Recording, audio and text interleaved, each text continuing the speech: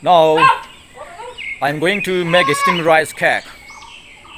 First, rice has been soaked. Now I'm going to grind rice with Bodo traditional device, gai hand and wall. This is the soaked rice. Now it is going to be grinded into rice flour.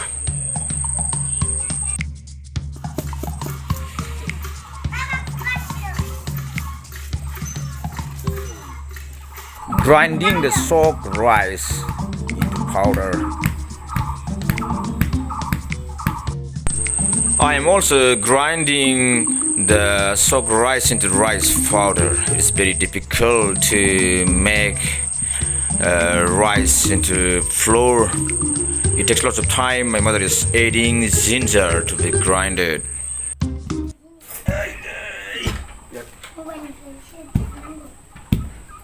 वालनिफ्राय संग्रायाव हरनोसै हरनानै सालिनोसै दे हरदो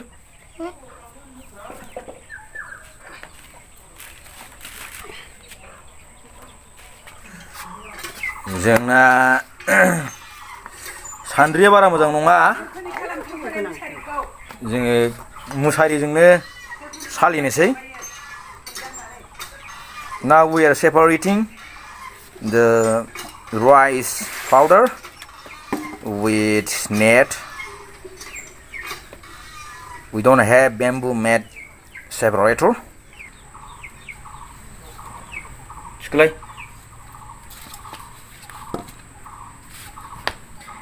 Now the rice flour is ready. Along with this, I'm going to fry sesame, and I'm going to grind the sesame also into powder. It will be given in the cake making along with sugar and ginger.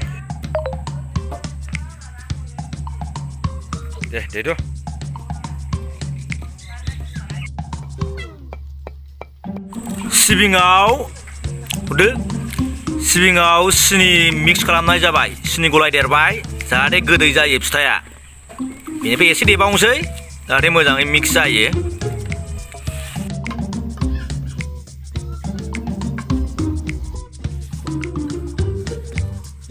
सिबिंखौबो देखांबाय देखांनानै लानाय जाबाय Sesame powder is done now. हाइजें बायदिसिना mix खालामनानै लानाय जाबाय अनखौ दै होनानै आरो Now the rice flour has been made wet by a little water so that it is cooked nicely with the steam. Otherwise, this cake is not cooked properly.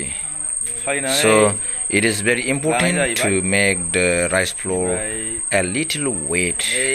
Now I'm making the rice flour wet and again separating with separator. Water is boiled in the pot. किटेलनि मोखाङाव अनखौ होबाय नै बेबायदि ओरै फेनलाबायबा माने नारसोनांगौ ओरै आखाइजों फेनलाबा नै ओरै फेनलाबाय दानिया जायाखै एसे फेनलाबाय ओरैहाय आखाइजों ओरै फेनलाबायबाय फेनलानानै दानिया नै सिबिं होबाय सिबिं सिनि मिक्स बेयो सिबिंजों सिनिजों आरो माबा माबि होदेरनाय मोदोमग्रा बायदिसिना होदेरनाय मिक्स आरो बिनि सायाव अन होबावबाय थाखो थाखो माने फार्स्ट लेयार सेकेन्ड लेयार थाखो थाखो माने बिसिबांनो सिबिं होगोन बिसिबांनो फिथाया गोथाव जागोन आरो नै सिबिं होबावनोसै फेनलाबाय अन नै सिबिं होबावबाय आरो थाखोसे थाखोनै जाबाय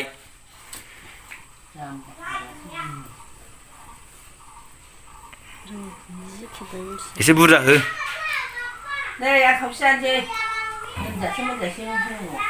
आरो अन होबावनोसै सिबिंखौ बारा होननाङाहाय फिथा थाला थेवबो गाबावसो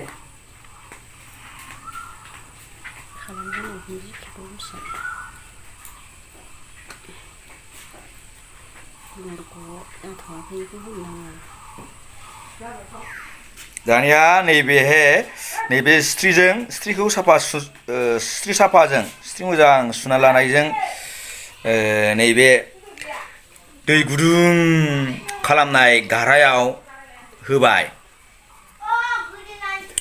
बिनिफ्राय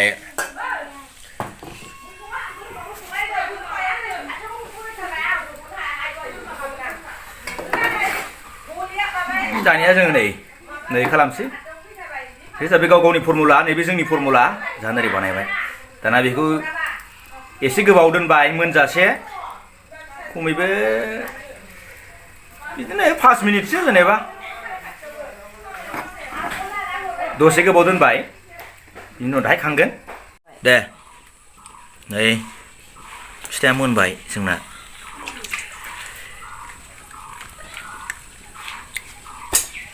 नै बेलाय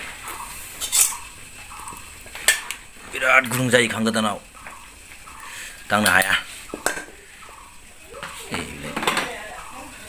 नैलाय जाबाय बिनि फिथाया नैलाय बरिया फिथाखौ जों टेस्ट नायनोसै दे आंनोबो हरदो दे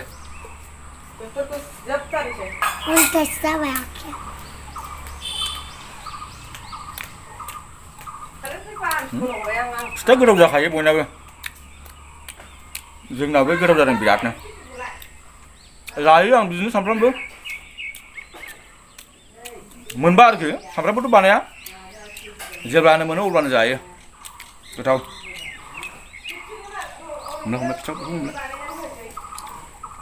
नै बिराद फिथाया